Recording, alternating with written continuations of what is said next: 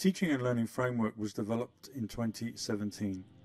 Though I've shown it in a couple of meetings with staff, I've wanted to go through the framework in a little more detail. So here is my presentation of the College Teaching and Learning Framework. By the end of this presentation, you'll have a working knowledge of the structure and purpose of the College Teaching and Learning Framework.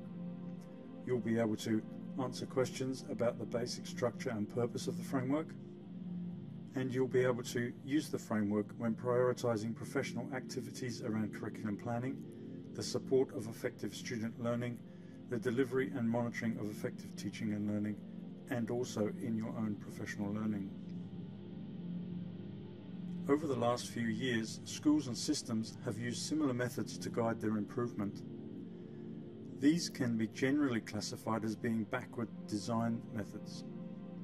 Essentially, all backwards design methods are the same. First, the desired outcomes are considered and defined in detail. Second, the evidence required to show that the desired outcomes have been reached is specified. Thirdly, the activities, strategies, methods and processes needed to bring about the desired results are designed. In most real-world situations, and especially in education, the backward design process has to be an iterative loop, where review and redesign ensures continued progress and improvement. In schools, the most obvious and productive use of backward design is for the planning and review of curriculum and pedagogy. This presentation looks at how our college improvement process relates to the backwards design method, and then gives some detail on the structure and use of the teaching and learning framework. Obviously, this relates to our college strategic agenda, the purpose of which is to inspire excellence in teaching, learning, service and faith.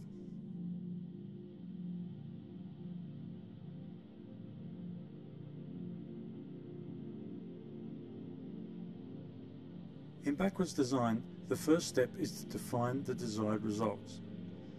In our case, we've defined the college's desired educational results in the form of the graduate outcomes.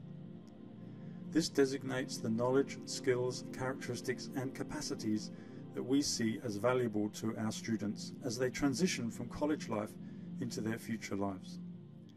Taken together, the graduate outcomes form the product that is the result of all our work with students. Defining these outcomes is of little value unless we have ways to measure students' levels of attainment in each of these graduate outcome attributes. Measuring academic success is something we're already highly skilled at.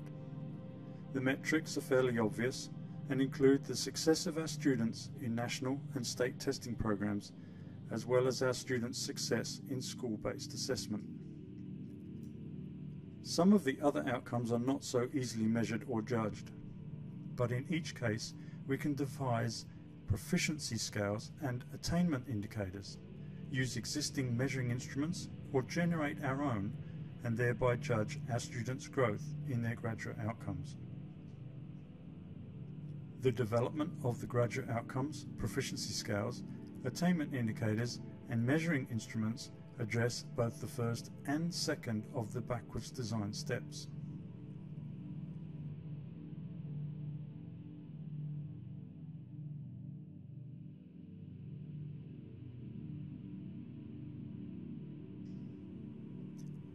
The graduate outcomes are what we work to produce and measure as a result of our teaching and learning effort. But the outcomes do not tell us what to focus on, or specifically where to direct our individual and team energies when engaging in professional development, curriculum planning, and review of our practice and procedures. Thus, to support and guide us, we have developed the Teaching and Learning Framework. This framework of interrelating and interdependent dimensions can be used in any situation, including general school improvement, the design of pastoral care programs, academic planning, professional development, or the design of specific initiatives, innovations, or interventions. Thus it serves and guides all stages of the backwards design process.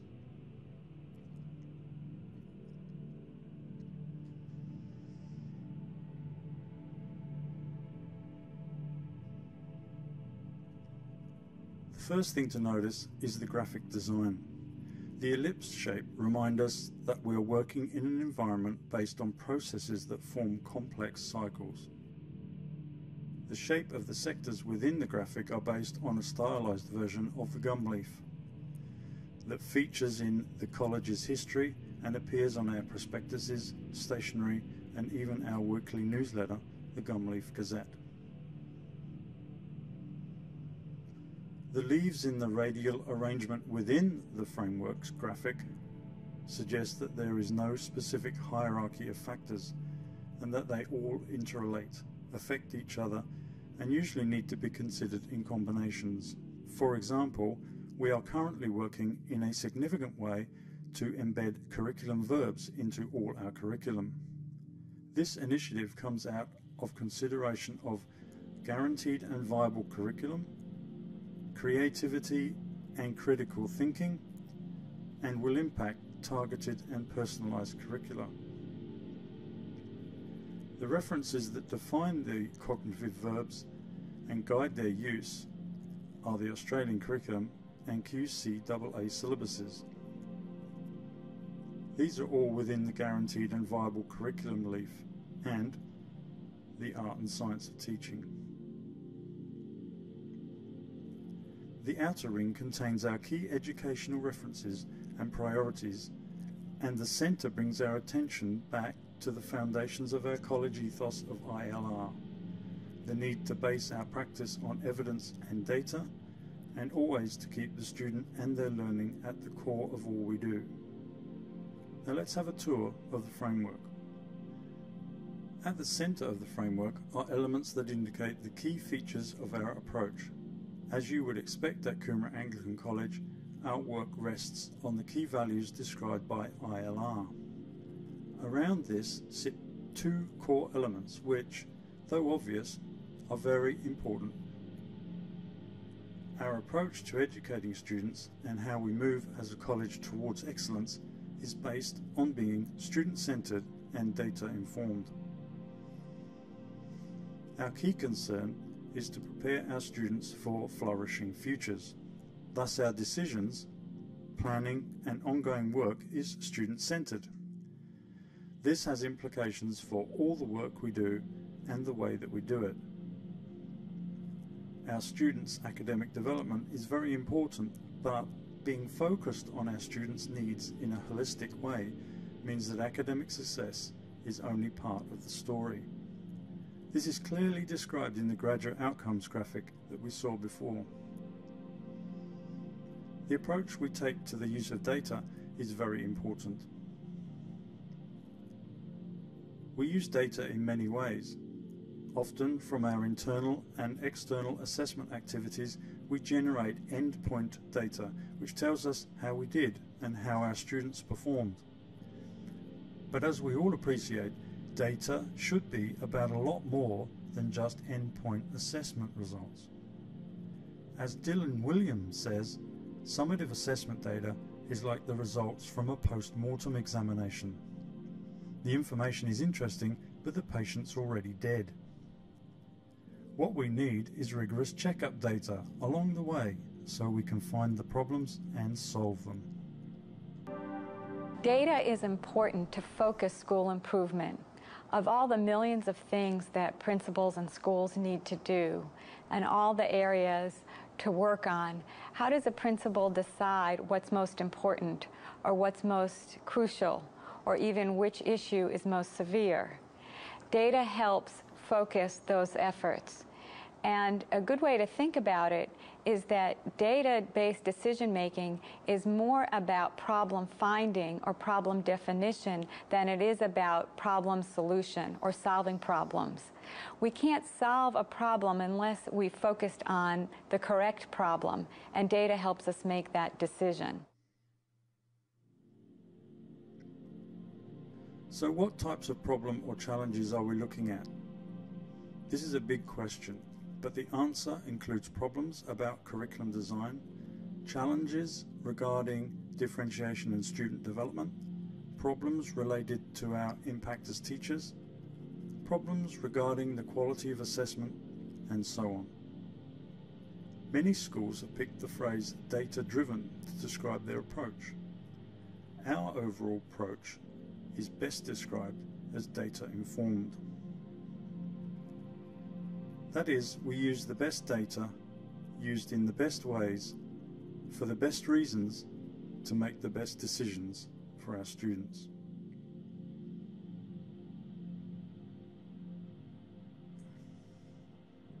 Around the outside of the framework are the key references and resources used by the college when designing educational outcomes. This includes the Art and Science of Teaching, which is the key reference for the College Teaching and Learning Handbook, Inquiry Learning, which offers a range of methods to encourage student engagement and quality learning experiences, and the ongoing work to use the best possible technology, techniques, and tools to help with the educational process. Many educational writers agree with what teachers know implicitly about their foundation for good learning. That is, students need to feel safe and supported before any effective learning can occur. Students also learn more effectively when they feel included and cared for. The 8 SOR professional standards for teachers include these factors in Standard 4. Marzano and Kendall's taxonomy infers safety, security, and inclusion within the self-system thinking level, as students will not engage with learning activities if they feel unsafe and alienated from the classroom or school environment. The High Reliability Schools framework puts the requirement for a safe environment at level 1. Factors related to safe and supported environments in John Hattie's work include effect sizes for motivation and reducing anxiety, both at 0.43, and decreasing disruptive behaviour at 0.34. Clearly, the creation and maintenance of a safe, supportive, and inclusive environment needs to be a key dimension of the college's teaching and learning framework. As teachers, we spend a significant amount of time with the teaching and learning framework dimension of guaranteed and viable curriculum. This gives us a focus on quality unit design, equitable exposure to curriculum for all students, and the development of learning programs that are effective, regularly reviewed, engaging, and correctly aligned with the Australian curriculum, state syllabuses, and the needs of the college. Targeted and personalised curricula is the dimension that guides our need to adapt and adopt a range of teaching methods and learning activities to cater for the diverse needs of our students. Data informs our knowledge of our students, of the performance of our units of study, of the efficacy of our formative and summative assessment, and of our own teaching impact. Data informs how we target our teaching effort and which learning activities to use. This data can come from formal assessment, both formative and summative, qualitative and quantitative data gathered during class activities, and our personal knowledge of the students in our care. Authentic and real-world learning and the development of creative and critical thinking skills are significant components of the college's work on developing engaging courses of study that inspire students to develop not only enduring understanding, but transferable knowledge and skills and a high degree of ownership of their own learning. This relates to the models of inquiry learning being explored by teachers. Supporting creativity and critical thinking skills, the engagement with authentic and real-world learning, and playing a large part of the targeted and personalised curricular dimension, is the productive dispositions and growth mindset dimension. This gives teachers and students a range of tools, approaches, and ways of thinking about things that help when answering the questions, what is the best way to be successful? And what do you do when faced with something difficult, unfamiliar, or unknown? The use of habits of mind, many of the techniques that come under the heading of positive education, and application of the habits of heart are intricately involved in this dimension.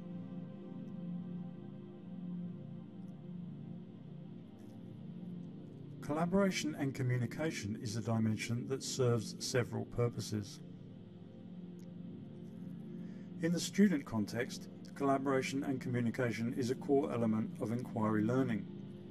It's an important aspect of developing 21st century skills and satisfying the curriculum requirements to include general capabilities. For teachers, collaboration and communication is essential in supporting highly effective work in teaching teams, in partnering with parents, and in engaging in professional development. This is reflected in the 8 professional standards for teachers, which include communication and collaboration in all its forms in 8 of its standards.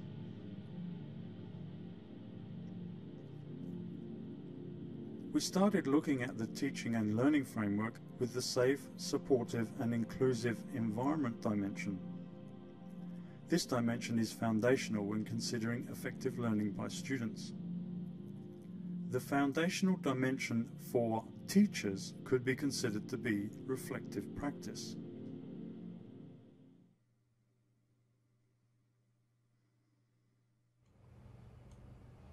Under strengths, you've just put accounts. Yeah. That's your job, though. That's just. No, Keith. I was sort of looking for your skills within your job. So, is there anything else you could have put there? No. Okay. Right, you've left this section completely blank, Keith. You haven't done the Q&A. I thought that you filled that in. No. This is aimed at you. Look, to what extent do you believe that you have the skills and knowledge to perform your job effectively? And then you just tick one of the boxes. Not at all. To some extent. Very much so. Don't know. What would you tick? Don't know. Okay. Do you feel you are given the flexibility to decide how best to accomplish your goals?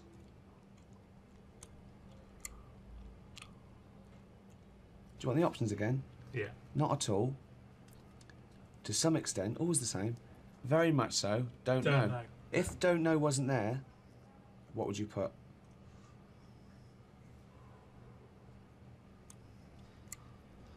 Well, the options. Not at all. To some extent. Very much so. Don't know. Very much so. Do you remember what the question was? No. Okay. Do you... We're going to leave that there.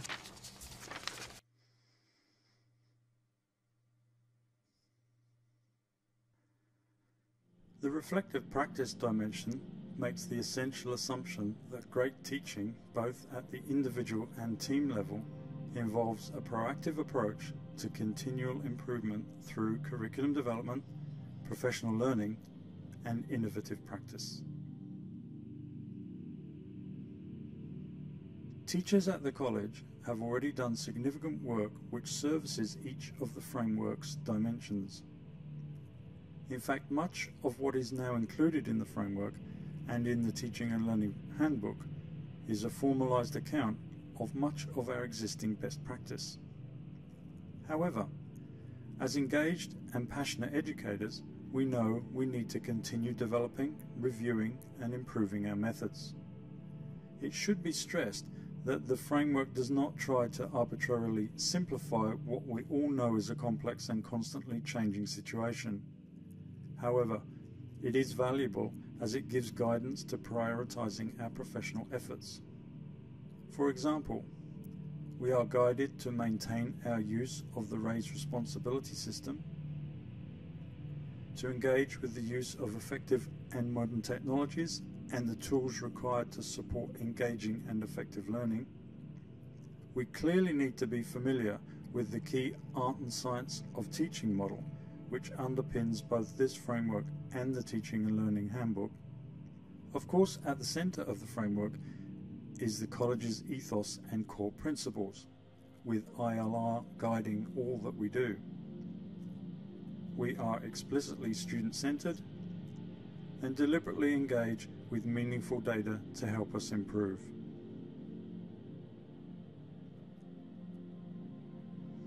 This framework was developed by the SIS group thanks to all those teachers involved.